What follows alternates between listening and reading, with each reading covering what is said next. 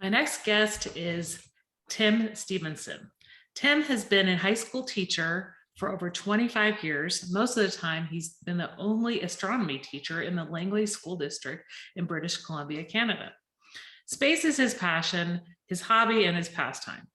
And for years, he's had parents of students, other adult friends say that he should uh, build a mini course on astronomy. And he's taking the suggestions and has developed Beyond the Sky, which we'll talk about in the podcast.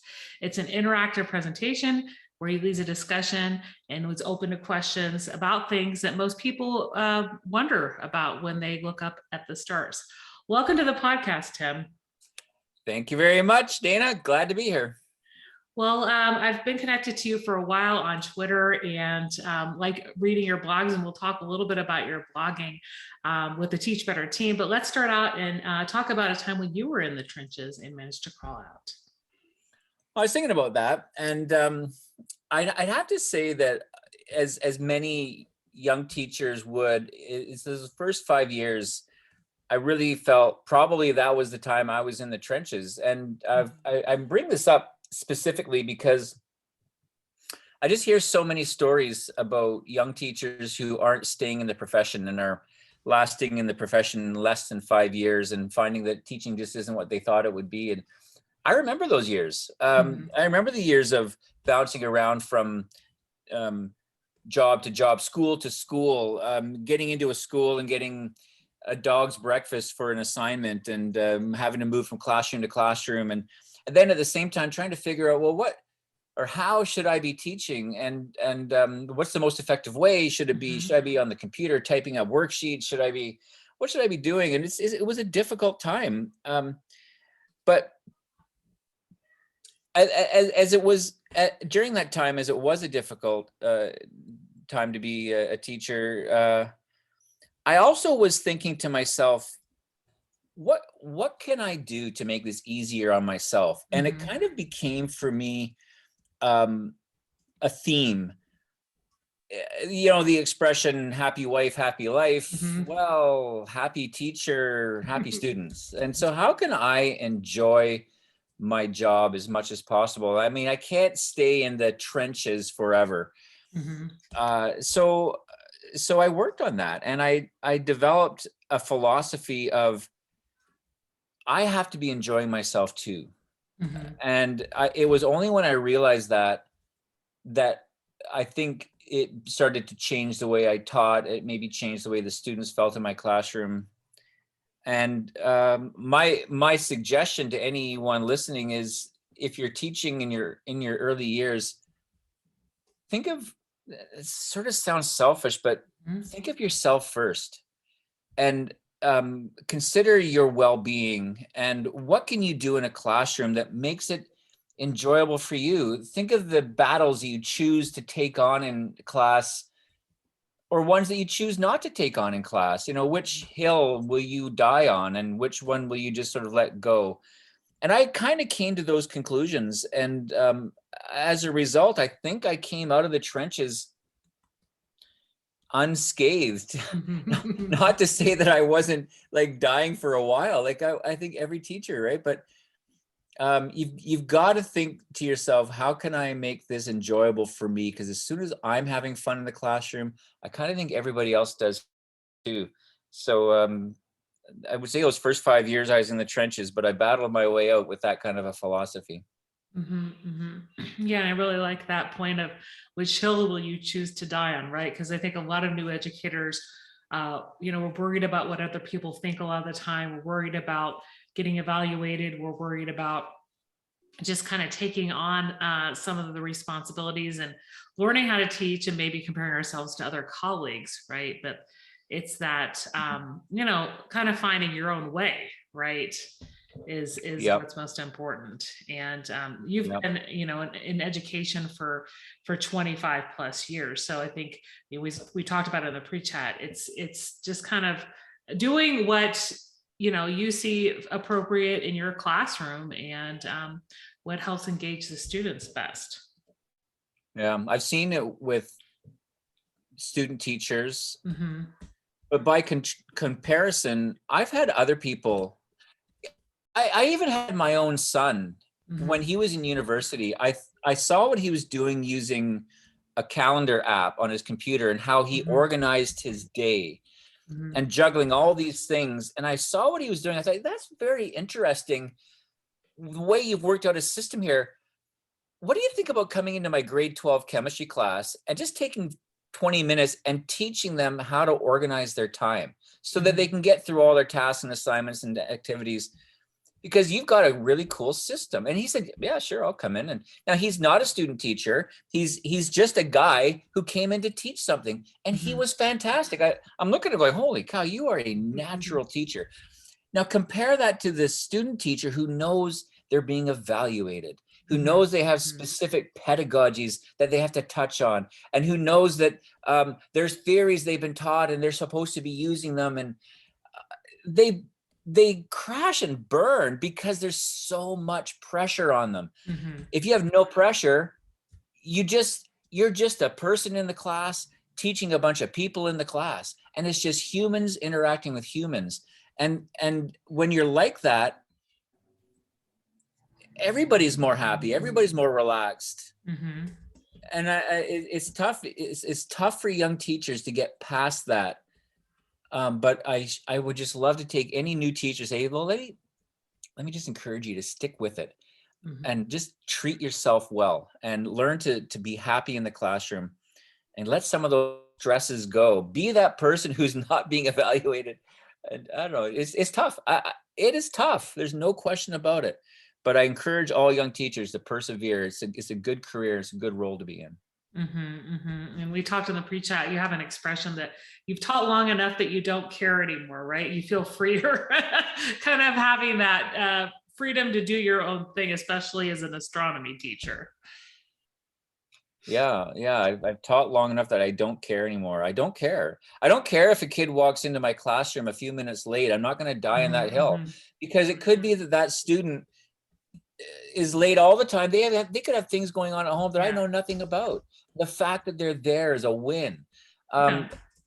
Um, those are the sort of things I've just learned to see. And I don't care about starting the class right on time Mhm. because those first few minutes, I might be talking to some students about just connecting with them on a human level. And Mhm. I hear the bell ring and kids are like, oh, we got to get start. Well, we don't have to start immediately. I don't care about the bell. Mhm. Let's get to just connecting and treating each other with respect and interest. There's a lot of that. There's a lot to that philosophy. I just don't care anymore, but it's a good thing. You got to think of it. No, that's a good thing.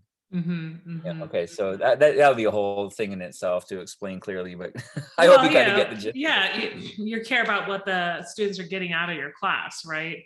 Absolutely. Like you pointed out in the pre-chat, if you were a student in your own class, would you enjoy being there? Yes. And that is one major filter, a lens, Uh-huh. if you will, that every teacher should be looking at their classes with is would I like being here if I was a student? And the other way I look at it is, um, would I be happy as a parent knowing that my son or daughter was in this class? Mhm. Mhm. And if I can't pass those two tests as the teacher, I look carefully at what I'm doing and reevaluate, because it's just so important that we got to sort of walk that mile in somebody else's shoes and just make sure that we're satisfied with what that journey is like. Mhm. So, Mhm. Yeah. And reflecting on your own practice and kind of asking yourself along the way, like, did this lesson, show the value if I were a student in my own class, right? Or if I had my own child in this class. So, yeah, I think yeah. that's something we can always point out to ourselves. So, I mentioned a little bit in the bio that you write blogs also for the Teach Better team, but you kind of write on the theme of reflecting better. And kind of your stance in your blog post is a little bit different than the typical blog post. Tell me Okay. a little bit about some of your recent posts and just kind of your writing style. Well, I enjoy writing, and Hmm. what's my writing style? If I were to take the words that I got from my grade 12 English teacher, and I still remember to this day, She said to me, "You don't write well enough. Your Mhm. writing is too informal. There's not enough structure, but I am what I am, and I Yeah. write the way I write, and I write the way I speak. And if people were to read any of those blog posts, they would hear me speaking. Yeah.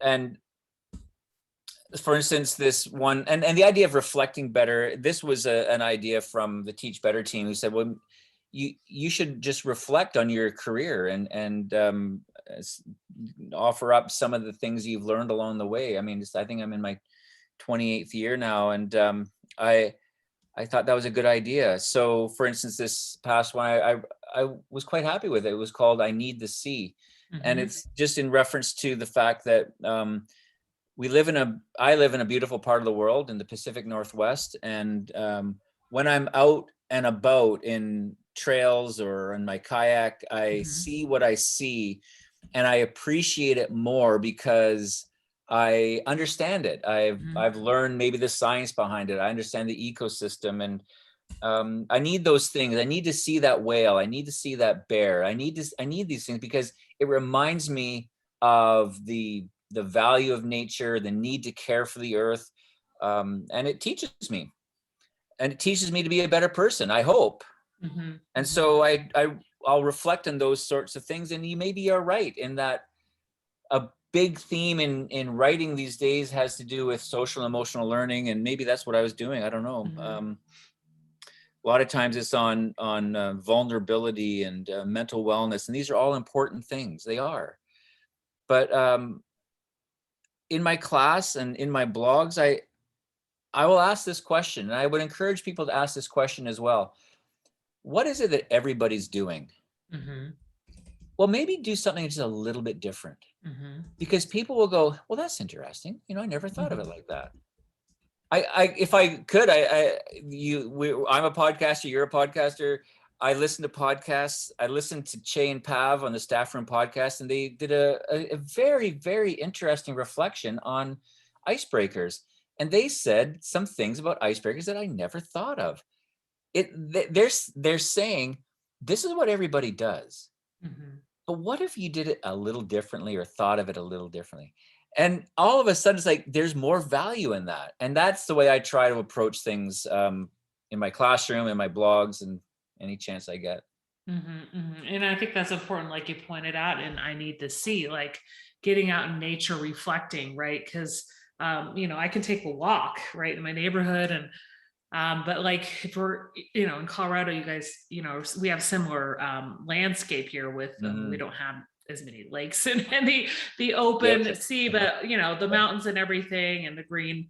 And just looking at the landscape, and reflecting and we all need that. We all need to take the time and just see, like you said, if you see an elk, like here, we don't see bears really. They're there, but we see the elks, right? We Yeah. see um, squirrels and bunnies running around the neighborhood. So you just kind of reflecting. And I know I spoke to somebody on the podcast about forest bathing. It's kind of like that when you're just, taking that time out in nature. Well, the great scientist Richard Feynman Hmm. Hmm. tells the story about the friend of his who said, the problem with you scientists is you take the beauty out of nature. You're Hmm. always trying to break it down into chemical processes and molecular structures and cellular structures.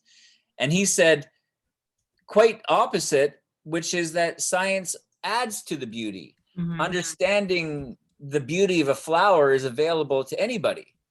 But as a scientist, I understand not only the surface level beauty, but I understand the inner workings of the beauty of the beauty of the inner workings, and Hmm. the way the cell reproduces itself and the way it attracts the insects. And there's a level of beauty that's unavailable to people who aren't scientifically educated. And so maybe that's part of it as well. I see these things and I think of them sometimes from a scientific point of view, and it adds to the beauty of what I'm looking at. And I'll bring those points up in my classroom.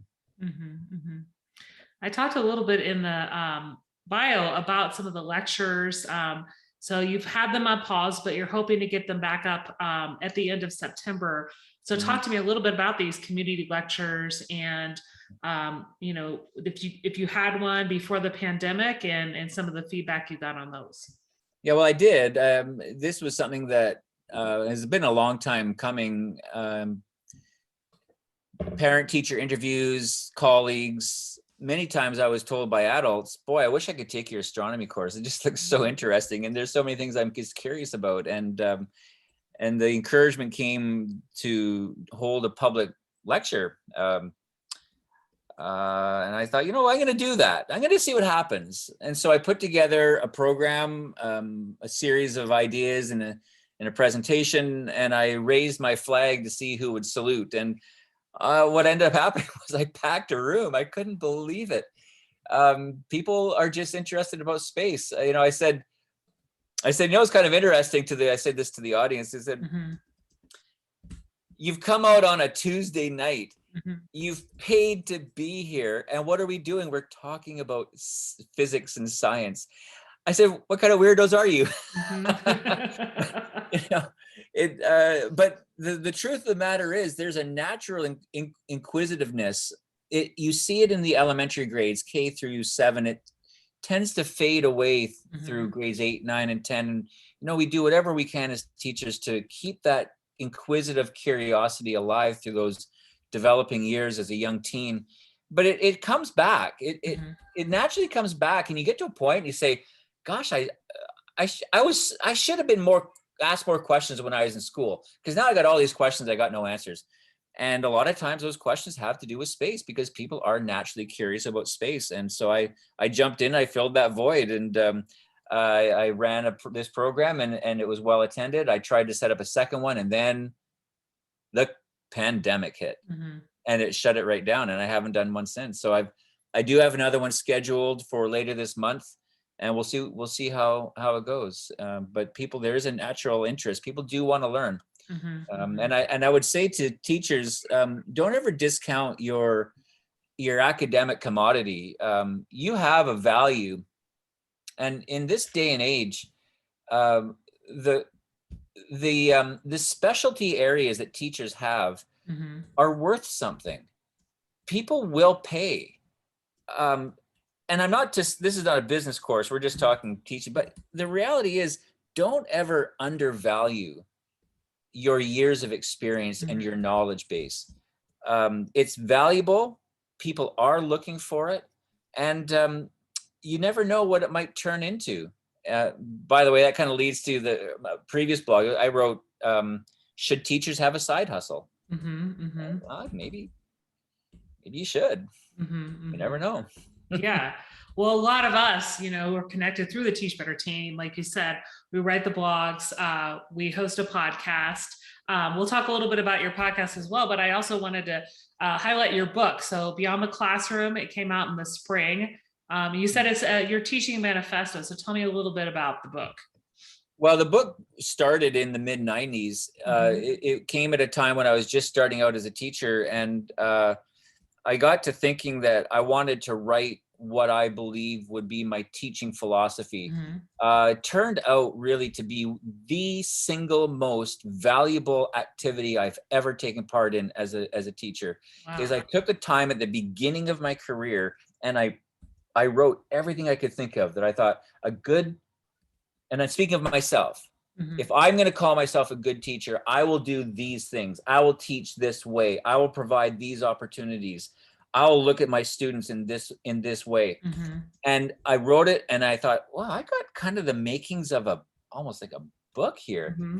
And I, in fact, did extend it out to the size of a book, and never published it. I printed a few copies off, and I used it at a Pro D once or twice. But then now at the other end of my career, I thought, wait, I've still got that. I wonder if there's something that I could pull out of it, sort of at, sort of bookends of my career. And I rewrote it. I have to admit, a lot of the things I wrote the first time, I changed quite a bit. I mean, I've learned, I've grown, I've changed. And so I wrote it through the early part of 2020, and finished it up around the new year. And and I self-published it.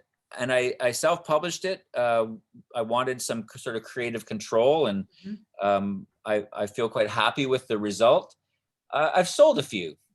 I haven't sold a lot, but I've sold a few. And what I'm very happy with is quite regularly, once a week, once every 10 days, I'll get an email from somebody who says, wow, your book really affected me.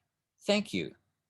And I think, wow, that is such a privilege and an honor to have had that opportunity to affect a person's teaching career. I call it the noblest of professions. And we have this privilege of shaping the future through what we do in a classroom. And if I can affect and make more relevant and positive a teacher's experience through my book, I'm very, very pleased to do that. Yeah. And you also talked about the fact that, we really need to shake up in education. I think this pandemic has kind of been a wake up, but the results will be seen, I think, in the next 3 to 5 years if we're really going to change things. Because, you pointed out, we look at the picture of a classroom from the 1920s, and a lot of our classrooms today look very similar. Yeah, they do. Yeah. So a bit of rattling the cages, a bit poking the bear, as Dave Schmidt likes to say. Yeah. I do think that education needs a long, hard look in the mirror. And I see lots of ways that it's changing, and changing for the better.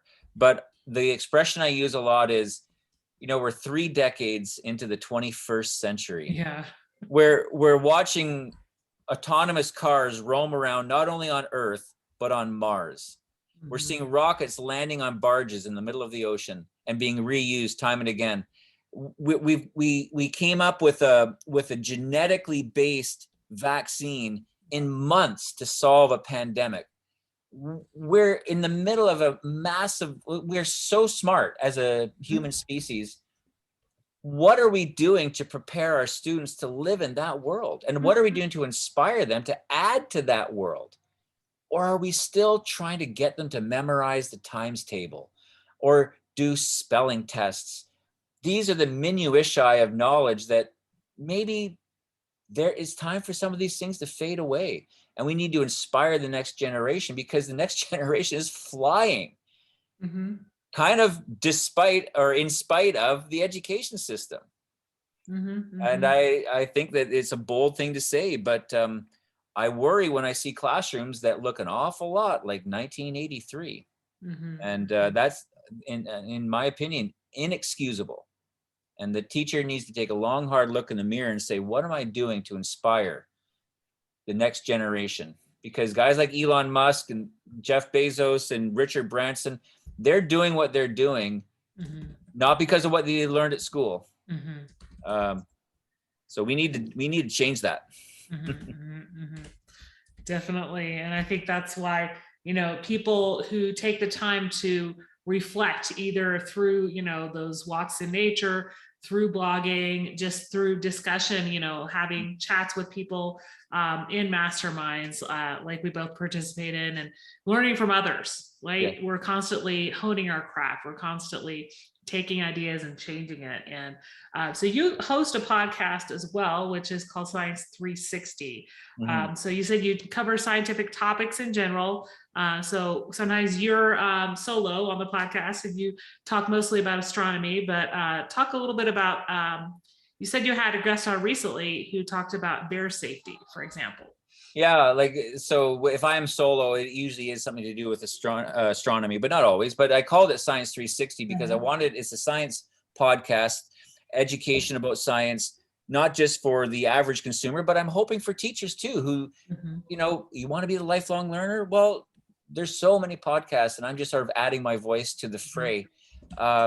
I'm hoping that these are topics that teachers will find valuable and can bring into their classroom and raise discussion because they listened and heard an expert talk. And then you mentioned bear safety. I wanted to have a guy on because I think that when you are in the wilderness, the first question people ask is, are there bears? And well, there are people who are experts on this and have a lot to teach about that kind of thing. And it's valuable. And he, in fact, talked about human encroachment on bear territory and why this is driving them into communities. And it is pause for reflection. The guy I just had on most recently, Paul Rosalie, speaking about the Amazon. Here's a guy who left high school in just with the worst, having had the worst possible experience as a student.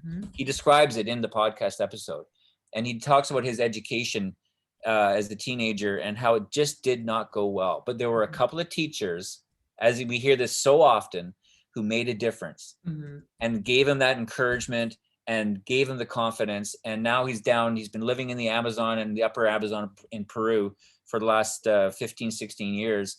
And he's got a conservation company. He's talking about anacondas and piranhas and how do you survive in the jungle. And it's a fascinating lesson from an expert on something that most people know very little about. Well, don't teachers want that, to know something from an expert, something that they otherwise don't know very much about? And so I try to provide those opportunities. Yeah, the people can browse the list of episodes and choose a topic that they, within science that they want to learn more about, maybe, and teach about in their class. Yeah. And is that on iTunes, most places that you can find podcasts? Yeah, it is. It's on Apple Podcasts and Spotify. And every time I have a new episode, I tweet it. I tweet a link out, and I have a website, and they're all posted on my website as well. So these things are pretty easy to find if you're looking. Okay, I'll definitely post a link in the show notes to that. So as an astronomer, I'd like to, we all just the layman's people like me, don't know much about astronomy. So what is something that a lot of people get wrong with astronomy that you'd like to set straight? Something that people wonder about a lot of the time. Well, I think that the fact that space, the universe is so large, the common question that I really try to deal with a lot in my classes is, how do they know that? How do they know how far away that star is? Or how do they know how old the universe is? And how do they know the Big Bang Theory was right? Nobody was there. And these are valid questions. And so, in the case of, let's say the Big Bang. Okay, so this is a theory that says the origin, what are the great questions of science? Right? The two greatest questions of science is what's the origin of the universe and what's the origin of life? Yeah. These are fascinating questions that deserve a lot of teasing out. They can't be glossed over. So if we're going to talk the origin of the universe, there's reasons why they believe that the universe is probably about 14 billion years old. It probably had a beginning. It probably came from a very small point of infinite density and infinite heat. Why do they think that? Because the universe is sending us the evidence, and we become very smart at receiving that evidence in the form of light. And the light tells us that the universe at one time was closer together. All the galaxies were closer together because the light from those galaxies at great distances is red shifted. This is the great discovery of Edwin Hubble back in the 1920s. And the red shift coming from what we call the Doppler effect is an indication that the universe is expanding. If the universe was blue shifted, it would be contracting, but it's not. It's red shifted, so that there's one conclusion: the universe is expanding. Now, why is it expanding? Because you would think that gravity would cause it to slow down, stop, and start to, fall back in on itself. Just as if I tossed a ball in the air, I expect it to move away from me, stop at this maximum altitude, and fall back to my hand. Why doesn't the universe do this? Well, we don't know, but it does. And so there was a belief that there must be something out there that's causing this, and some evidence that this has taken place. Well, the second piece of evidence that was found quite by accident in the 1960s was the cosmic microwave background radiation. This seems to be the echo of the original kind of blast of energy that originated. And this was it had been theorized for about 20 years. This probably exists, but we haven't found it yet. But one day maybe we will. And then a couple of American scientists in New Jersey found it quite by accident, and they won the Nobel Prize for it. And it became the two solid, solidifying pieces of evidence that the universe started with a beginning, the red shift and this microwave background radiation. And the conclusion was sort of set. And if these things didn't exist, people will say, well, I'm still not convinced. Well, in a way, I want to claim what they call Occam's razor. Occam's razor is an old expression saying, do you have a better idea? Like, do you have a better suggestion for how the universe began? And if you do you have supporting evidence? So right now in the history of humanity, we're living in a time when we have these two compelling pieces of evidence that the universe began with a bang. And by the way, the name Big Bang is a very, very poor descriptor. It should not be thought of as an explosion. The videos you see, they're really very poor videos. They give the wrong mental image. However, until something else is discovered, and do the scientists say, well, we've figured it all out, we're done figuring these things out? Well, no. If someone comes along with better evidence to say it happened some way else, well, I guess we rewrite the books. But as of right now, this is well researched, it's well documented and supported by scientific investigation worldwide for the last 100 years. They've been looking at this. Now, are you going to come along and say, nah, I don't think you're right? Really? Smarty pants? Well, do you have a better idea? And what's your evidence? So these things don't exist on a whim. They don't come up because some scientists got together in their lab jackets at some science conference in Las Vegas, and after a few too many drinks said, hey, let's come up with an idea about the universe. That's not the way it happened. Yeah. It's very well thought out, and so the universe doesn't expect you to understand. It is what it is, whether you understand it or not. Yeah. And then there's always, new discoveries going on, and, just those things, like I said, like, getting pictures from other planets and testing and, finding out, okay, well, how, what is the temperature on Jupiter, those type of things. Well, like you said, they actually have taken the temperature on Jupiter. Sure. So, like, a lot of people who aren't scientists or astronomers just like, well, how do they know all this? Right. Well, yeah. We've actually have the technology to do some of these There actually things. is the technology. We have our thumbprint all over this solar system. In fact, if you ever arrived as an alien nation, in some UFO, I don't know, and you approached our solar system, you would see evidence of humans all over this solar system. There are things orbiting Saturn and Jupiter. There's 5 spacecraft right now exiting the solar system, hurtling off in all these different directions. We've crashed on Mercury, we've landed on Venus, we're on the moon, we're on Mars, we've landed on asteroids. There's bits and pieces of metal on everything in this solar system. I mean, we have our thumbprint everywhere, and it's a very, very well researched place. So come to my astronomy class, I'll teach you about it. Well, it's been a pleasure having you on the podcast today. Out of everything we talked about, what's one thing in particular you'd like listeners to remember? Well, I think that of all the things that we've talked about, I just want to encourage people. I try to do it through my books. I try to do it through the podcast and the blogs. I mean, I just want to encourage teachers in different stages of their career.